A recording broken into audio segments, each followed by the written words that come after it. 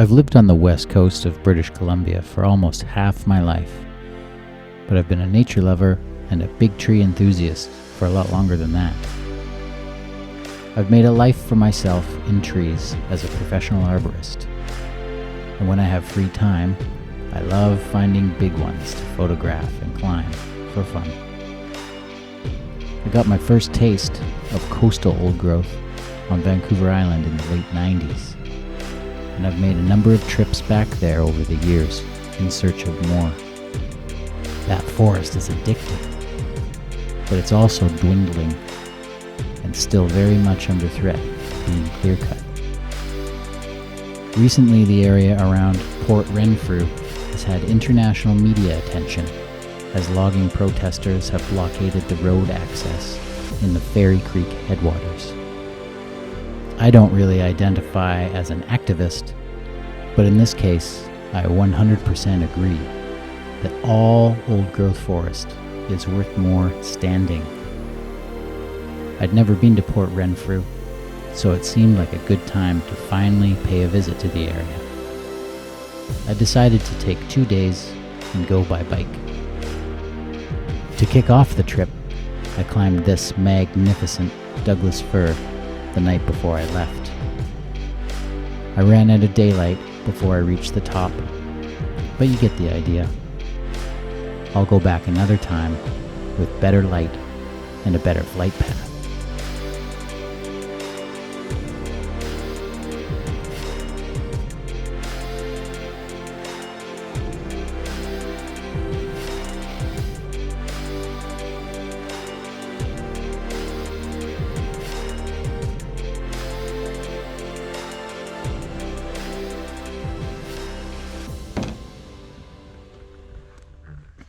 Here we go.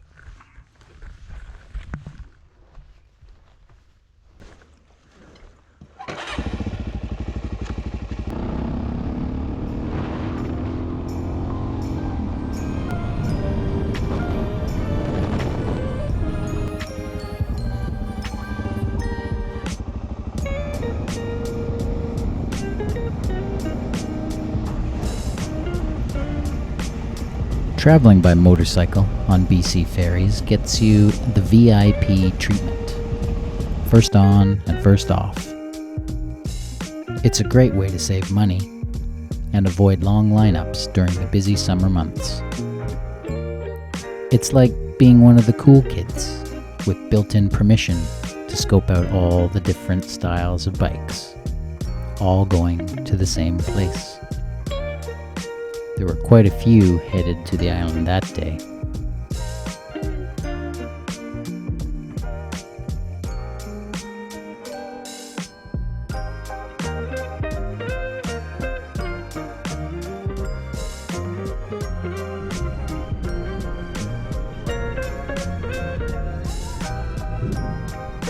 I booked a hotel for the night in Langford.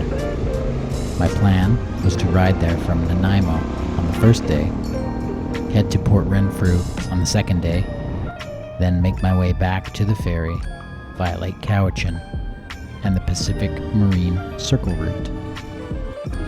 Tourism Vancouver Island has done a good job marketing this route to adventure seekers, and it seemed like the perfect fit for a motorcycle tour.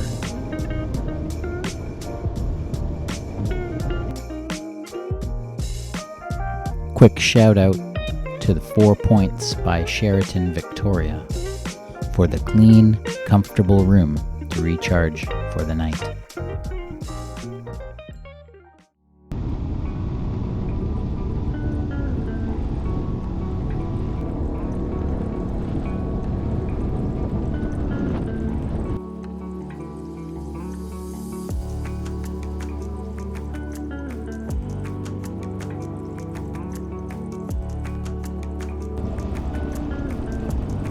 I've driven the Souk Road as far as Jordan River a couple of times before, but never by bike.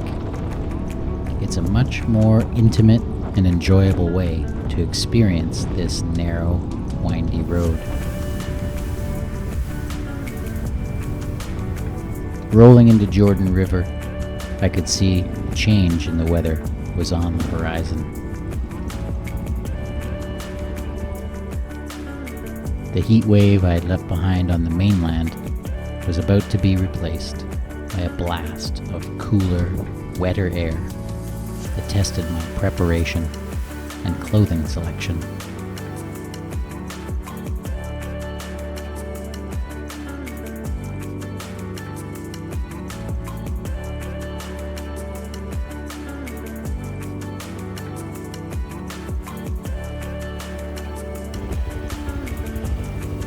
Luckily, the rain was pretty short-lived, and the sky soon began to lighten over Port Renfrew. After a quick pit stop in town, it was clear that I needed to return in the future for a longer visit. Plenty of exploration to be had in the area, but on this day, I was racing the clock a bit. I had some trees to see, and wasn't leaving empty-handed. Recently, a BC Supreme Court ruling granted an injunction to the logging company Teal Jones against the protest blockades. My objective was to visit the Avatar Grove, an area that is currently off limits to logging.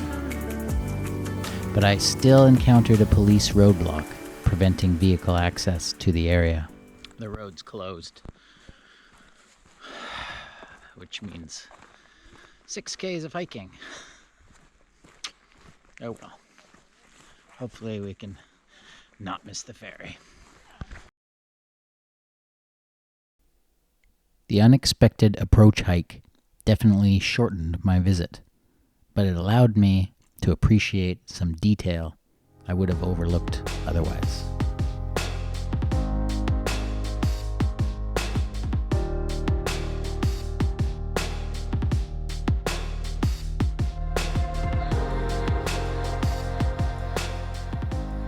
The Avatar Grove is protected by an old-growth management area established in 2012 following a 2-year campaign by the Ancient Forest Alliance. Boardwalks and staircases were constructed to protect the fragile root systems from damage caused by foot traffic, but they're starting to show signs of age. The Upper Grove Trail winds through dozens of impressive cedars, terminating at Canada's gnarliest tree, a very impressive sight to behold. But I couldn't help think of some of the specimens I've seen in the Carmana and West Walbrand valleys that could easily compete for the title. Both the upper and lower groves are loaded with these huge, gnarly, ancient creatures, and it definitely felt like a privilege to spend time among them.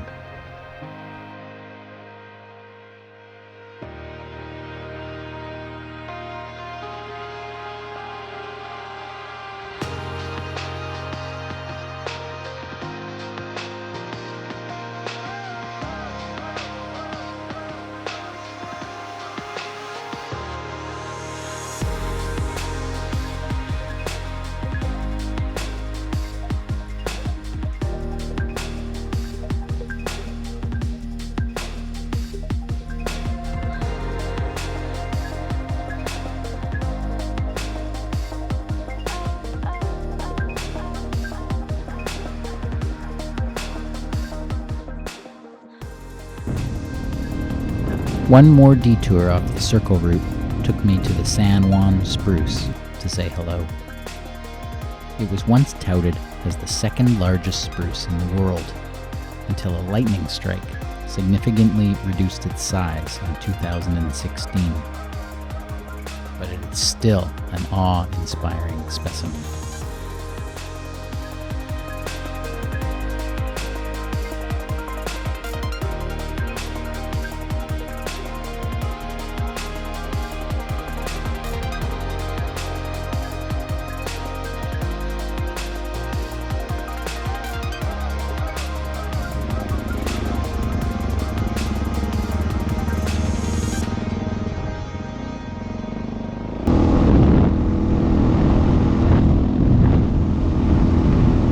A little further off the beaten path, I found some more massive cedars on the trail to the Red Creek fir, known as the world's largest Douglas fir by volume.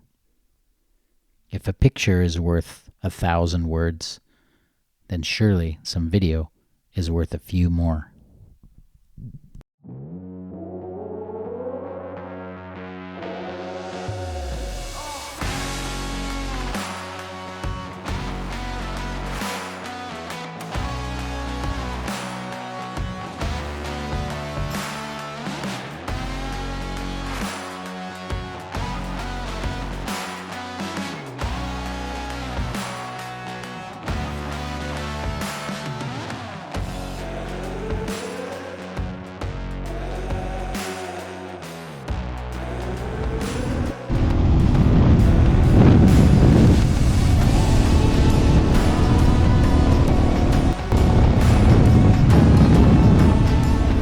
By this point in the day, I was becoming concerned that I could miss my ferry off the island.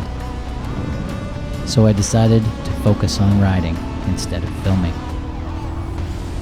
Thankfully, the fully paved Pacific Marine Circle route did not disappoint, and I was able to make it to the ferry with time to spare.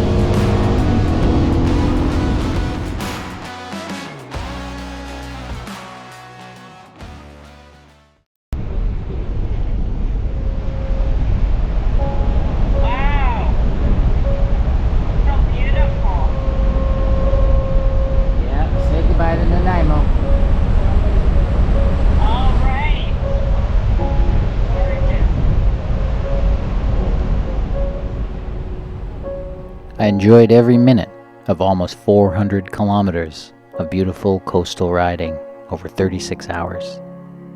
Next time, I'll try and stay a bit longer. Thanks for watching.